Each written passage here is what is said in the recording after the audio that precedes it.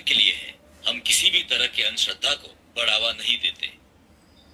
मध्य रात्रि का दूसरा पहर। लगभग 24 साल का नौजवान तांत्रिक शिवाजी भावे वीरान पड़े प्रभाकर निवास को घूर रहा था। सर्दियां गुजर गई थीं। इस वीरान पड़ी कोठी में कोई भी दाखिल नहीं हुआ था। अजीब सी मनहूसियत भरा सन्नाटा पसरा था वहां। शिवाजी भावे कुछ देर उस कोठी को घूरता रहा। फिर उसने अपने हाथ की मुट्ठियां भींचते हुए खुद से कहा, मैं आज उस मनहूस कमला की प्रेतात्मा को मुक्त करके ही रहूंगा। प्रण करता हूं। इतना बोलते हुए शिवाजी प्रभाकर निवास की ओर मंत्र जाप करते हुए बढ़ने लगे। ओम त्र्यंबकम यजामहे सुगंधिम पुष्टिवर्धनम उर्वारुकमेव बंधनान् मृत्योर्मोक्षयेमामृतात्। कोठे के मुख्य द्वार पर आग जल रही थी ताकि कमला बाहर न निकल सके। शिवाजी ने उस आग को बुझाया और अंदर दाखिल हुआ। अंदर दाखिल होते ही शिवाजी को एक तीव्र नकारात्मक ऊर्जा का एहसास हुआ। पूरी कोठी में गहरा अंधेरा था, फिर भी वो आगे बढ़ता जा रहा था। शिवाजी मन ही मन मंत्र जाप कर रहा था। उस भयानक कोठी में उसे कमला के पायल और उसके हंसने की आवाज सुनाई दे रही थी। शिवाजी एक अंधेरे गलियारे की तरफ बढ़ा जो शायद आंगन की ओर जाता था। आंगन में किसी तरह की रोशनी नजर नहीं आ रही थी। गलियारे में बढ़ते हुए शिवाजी को एहसास हुआ जैसे दूसरी तरफ कोई उसकी ओर बढ़ रहा हो। पायल की आवाज सुनकर शिवाजी समझ गया कि वो कमला है। जब तक वो पीछे जाकर कहीं छिपने की जगह खोजता, तब तक कमला गलियारे के सामने आ चुकी थी। कितनी खौफनाक नजर आ रही थी वो। बेढंग तरीके से पहनी हुई साड़ी, मांग में फैला हुआ सिंदूर, उजड़े बाल और भयानक चेहरा। फिर उसने हंसते हुए कहा,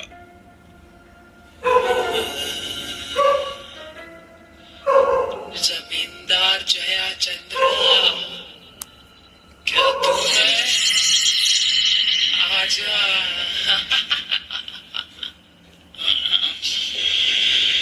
वर्षों बीत गए मनुष्य का मांस खाए हुए। आजा, आजा, मेरी भूख मिटा दे। शिवाजी की हृदय गति जरूरत से ज्यादा तेज हो गई थी। उसने घबराहट में इधर उधर देखा तो उसे एक बंद कमरा नजर आया। वो भागकर उस कमरे में घुस गया। कमरा खाली पड़ा था। कुछ सामान यहाँ वहाँ बिखरे थे और उसके ठीक सामने लड़की की एक अलमारी थी। वो डरा हुआ अलमारी के एक सुराख से बाहर देख रहा था।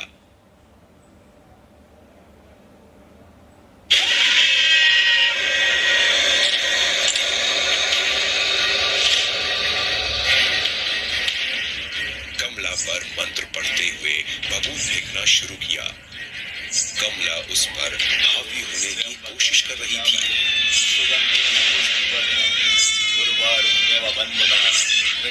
कुछ ही देर में शिवाजी को एहसास हो गया कि वो कमला को नहीं हरा पाएगा। कमला उसे मारकर खा जाना चाहती थी। उसने शिवाजी को जमीन पर पटक दिया। शिवाजी के चेहरे पर कमला के नाखूनों के कई घाव उभर आए थे जिनसे खून निकल रहा था। आखिरकार कोई रास्ता ना पाकर शिवाजी ने मंत्र पढ़ते हुए ढेर सारा बारूद उसकी आंखों में झोंक दिया और बाहर की तरफ भागा। बाहर निकलकर शिवाजी ने उस कोठी का दरवाजा बंद कर दिया और फिर वहां से भागता हुआ अंधेरे में कहीं गुम हो गया। रात्रि का तीसरा पहर। गंगा जी के तट पर बना एक सुनसान शमशान घाट, जहां चलती हुई चिता के सामने एक तांत्रिक आंखें बंद करके साधना में लीन था।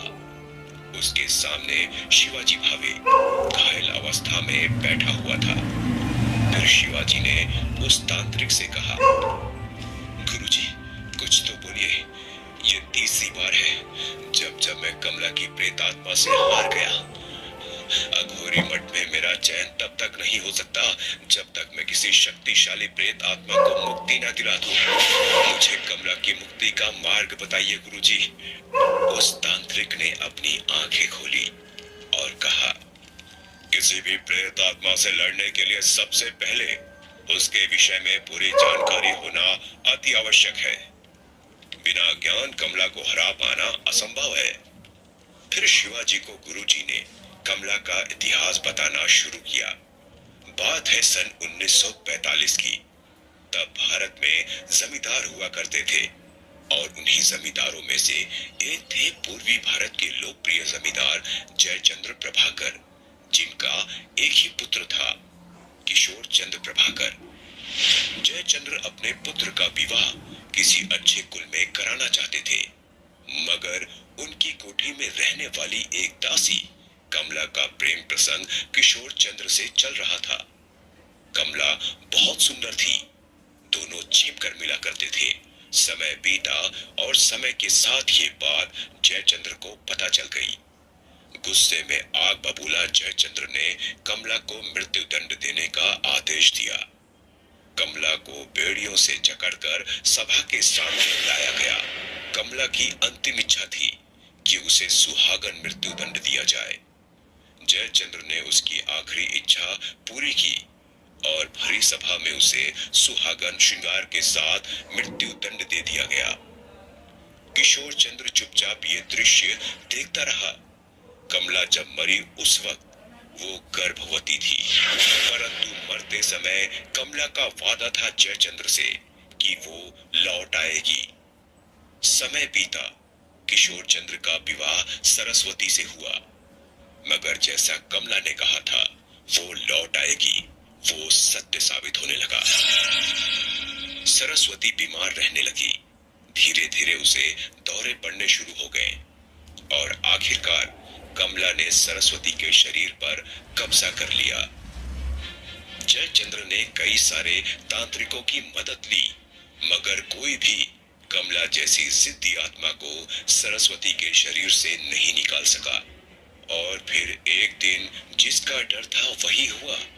कमला ने सबसे पहले अपने पति किशोर चंद्र, फिर एक एक करके परिवार के सभी सदस्यों को मार दिया और उनके मांस से अपने भूख की तृप्ति की। तब से वो घर श्रापित हो गया। वो उस घर से बाहर भी नहीं निकल सकती और किसी को वहां रहने भी नहीं दे सकती। शिवाजी ने तांत्रिक से कमला की पूरी कहानी सुनने के बाद कहा, परंतु गुरुजी, कमला को उस घर से मुक्ति देने का कोई तो मार्ग होगा। मार्ग है। कमला पर काबू पाने के लिए कुछ तांत्रिकों ने मंत्र से अभिमंत्रित वस्तुएं इकट्ठा करके पुराना एक नीम का पेड़ था। गांव वाले शाम के बाद उस नीम के पेड़ के पास नहीं जाते थे।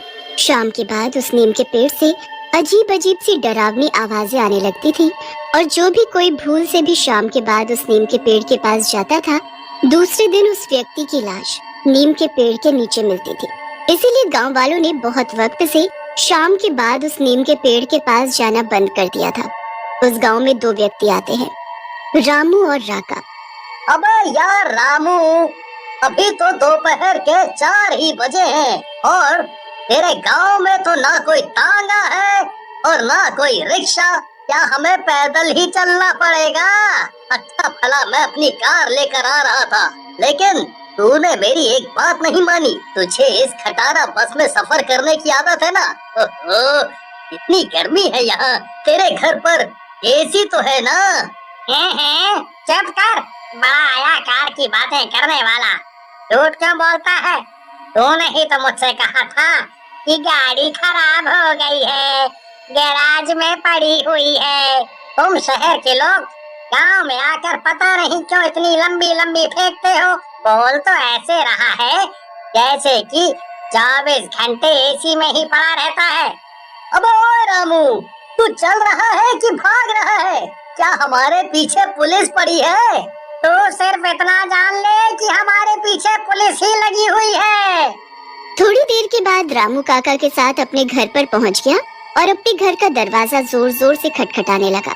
रामू की आवाज सुनते ही एक औरत ने दरवाजा खोल दिया और उसने रामू की तरफ देखकर कहा, अरे आप आ गए जी, क्या क्या लेकर आए हो मेरे लिए? जो मैंने शहर से मेकअप का सामान मंगवाया था वो लेकर आए या नहीं? चुप कर बेवकूफ औरत। आते देर नहीं हुई, गिनाने लगी अपने सामानों की सूची। अरे अभी अभी तो आए हैं, देख तो ले कि हमारे साथ कौन आया है। रामू की बात सुनकर चंपा सामने देखने लगी। राका वहाँ खड़ा हुआ उसे देखकर छिछोरी भरी नजरों से मुस्कुरा रहा था। राका भाई, ये तुम्हारी भाभी है और गांव में भाभी माँ समान होती है। कम से कम इन्हें तो अपनी छिछोरी भरी नजरों से देखना छोड़ दो। तुम शहर वालों को हर जगह मुंह मारने की बहुत गंदी आदत पड़ी हुई है। अरे नहीं रामू भाई, हम तो बस भाभी को देख रहे थे कि भाभी कितनी सुंदर है। अरे अब तुम लोग बाहर खड़े मत हो, जल्दी से अंदर आ जाओ, शाम होने वाली है। रामू भाई, तुमने ये नहीं बताया कि तुम दौड़ क्यों लगा रहे थे? राका भाई, जहाँ से हम लोग आ रहे थे वहाँ पर गांव का बहुत पुराना नीम का पेड़ है। वहाँ पर चुड़ैल का साया है। शाम के बाद वहाँ पर कोई नहीं जाता, और गलती से अगर कोई जाता है ना तो सुबह उसकी लाश ही मिलती है। ये सब पुराने जमाने की बातें हैं रामू भाई। तुम गांव वाले अभी भी इन सब दकियानूसी बातों पर यकीन करते हो? मैं चुड़ैल उड़ैल को नहीं मानता। उसके बाद तीनों लोग खाना खाकर सो जाते हैं। सुबह उठकर राका अपने दोस्त रामू से कहता है, मैं जरा बाहर हवा खाकर आता हूँ, वैसे भी गर्मी बहुत है। राका भाई, किसी गांव वाली को छेड़ मत देना, ये गांव है, बहुत पिटाई होती है। रामू की बात सुनकर राका मुस्कुराता हुआ बाहर निकल जाता है।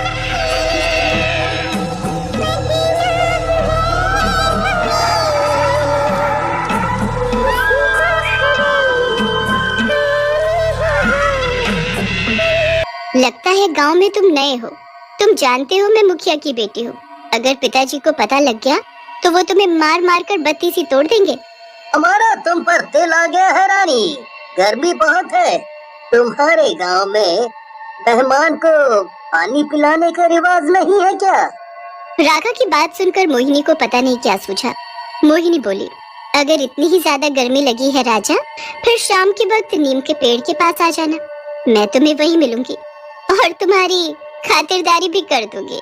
राका किसी को बताए बगैर शाम के बाद उस नीम के पेड़ के पास पहुंच जाता है, मगर वहाँ रोहिणी मौजूद नहीं थी। राका मोहिनी को आवाज लगाता है। उस पेड़ पर एक चुड़ैल रहती थी जो सो रही थी। वो राका की आवाज सुनकर उठ जाती है। बरसों बाद इस पेड़ के नीचे कोई मुर्गा आया है। गाँव वालों, तुमने मुझे बहुत भूखा रखा है, अब तुम लोगों की खैर नहीं। ये कहकर चुड़ैल नीचे उतर कर राका के सामने आ जाती है। चुड़ैल, मुझे माफ कर दो चुड़ैल। नहीं राजा, ऐसे कैसे छोड़ दूं? देख, तेरी रानी तेरे सामने खड़ी है। मेरे गले लग जा और मुझे प्यार कर। राका भागने ही वाला था कि चुड़ैल उसे मारकर उसके शरीर पर कब्जा कर लेती है।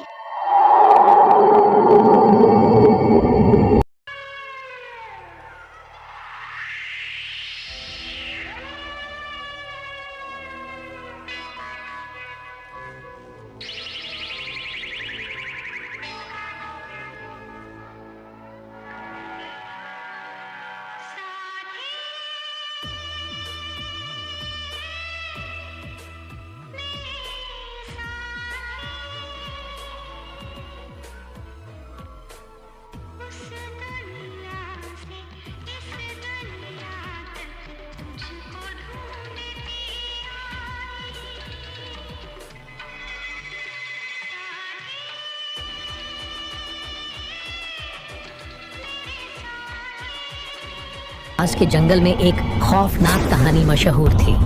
कहते हैं उस जंगल में रात के अंधेरे में एक औरत की चीखें सुनाई देती थीं, जिसे सुनकर लोगों के रोंगटे खड़े हो जाते थे। गांव वाले उस जगह से दूर रहने की कोशिश करते थे, लेकिन उनके भीतर एक डर हमेशा रहता था। कई साल पहले की बात है, जब इस गांव में एक सुंदर औरत रानी अपने पति के साथ रहती थी। रानी बेहद खुशमिजाज और हंसमुख थी, लेकिन उसका पति विक्रम बेहद क्रूर और जालिम था। वह अक्सर रानी पर शक करता था और छोटी छोटी बातों पर उसे मारता पीटता था। रानी की जिंदगी विक्रम के साथ एक नरक बन गई थी, लेकिन वह अपने हालात को किसी से नहीं कह पाती थी। एक दिन विक्रम को शक हुआ कि रानी का किसी और से रिश्ता है। उसका गुस्सा 7वें आसमान पर पहुंच गया। उसने बिना सोचे समझे रानी को जंगल के अंदर ले जाकर पेड़ से बांध दिया और उसे बुरी तरह से पीट पीट कर मार डाला। उसकी दर्द भरी चीखें पूरे जंगल में गूंज उठी, लेकिन कोई उसकी मदद के लिए नहीं आया।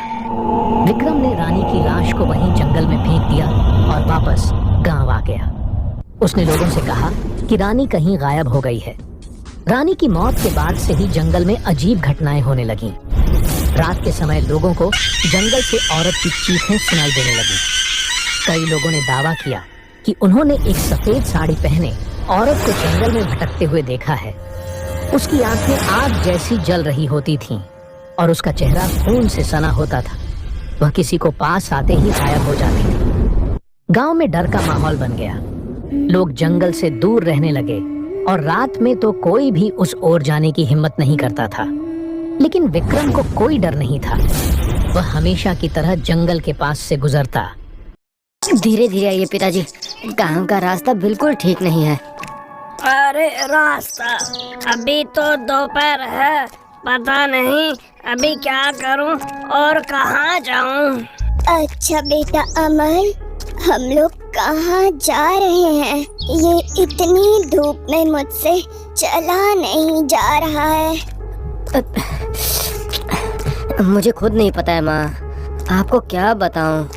हे भगवान, हमें ये क्या सजा दे दी आपने। अरे ये क्या अमल, दोपहर को पूरे परिवार के साथ तुम कहाँ जा रहे हो? अब अपनी दुख भरी कहानी क्या ही बताऊं निर्मल भैया, सब हमारा ही दुर्भाग्य है ये। क्यों, क्या हुआ क्या है? अब क्या ही बताऊं भैया, गांव के महाजन हरी मुर्शिदी से पिताजी ने पता नहीं कितने वक्त पहले उधार लिया हुआ था, लेकिन बहुत कोशिशों के बावजूद वो उधार नहीं चुका पाए। और इसीलिए महाजन ने अपने लोगों को भेजकर हमारा पूरा घर बार हमसे छीन लिया। हमें हमारे ही घर से उन्होंने निकाल दिया बेटा।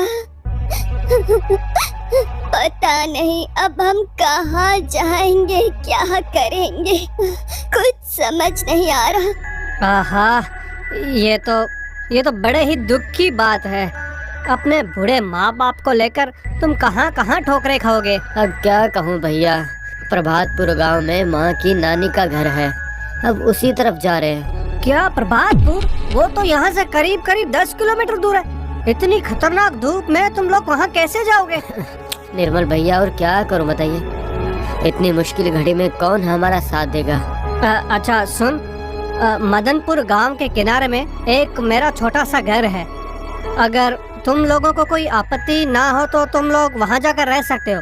महीने में जितना पड़े उतना किराया दे देना, चलेगा मुझे।